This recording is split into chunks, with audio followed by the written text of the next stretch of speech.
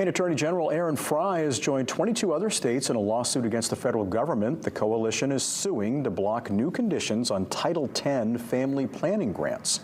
Frey accuses the U.S. Department of Health and Human Services of waging an ideological attack by requiring providers to eliminate diversity, equity, and inclusion practices and discourage contraception, among other conditions, or risk losing their funding. The lawsuit asks a federal court to declare the conditions unlawful and prevent HHS from enforcing them.